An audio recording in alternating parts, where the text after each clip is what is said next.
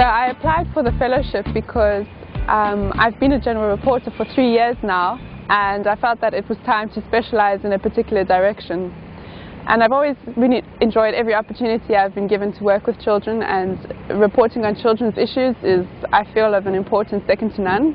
I expect from the fellowship to learn more about early childhood development issues, and also to be given an opportunity to learn from journalists in other countries how they report on early childhood development issues and how they find stories and how they present those stories to the public. Nelson Mandela said there can be no keener revelation of a society's soul than the way it treats its children. And I feel that the way we treat our children is really an indication of the kind of society that we want to create for the future. In Europe, you have many migrants arriving in small ships on the ocean.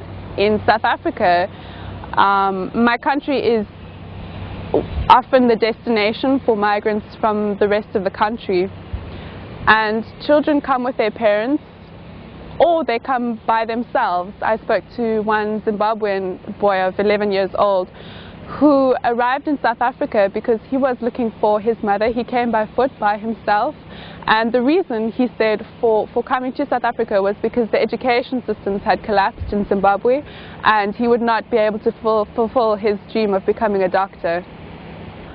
What needs to be improved about journalism in South Africa is that crime and politics tend to dominate the news media, so we need more exposure for children's issues. In addition, there tend to be poor working relationship between journalists and those who are closest to children's issues, in particular social workers who usually have had bad experiences as journalists revealing children's identities in the past. As we move into the World Cup as well, we need to look at the probability that child trafficking for the issues for sexual purposes will increase, and we need to work with the relevant authorities to handle this issue well moving into 2010. The most interesting story I've covered recently has been to do with police brutality in South Africa.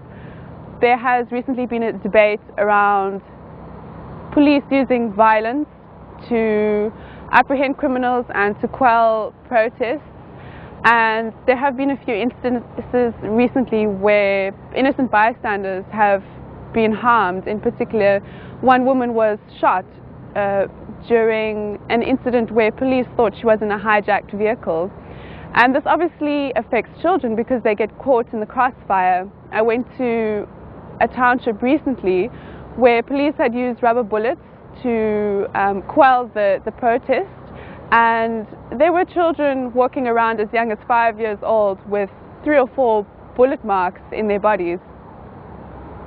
My ambition in life is to use the skills and the blessings I've been given to make the world a better place for those who live in it.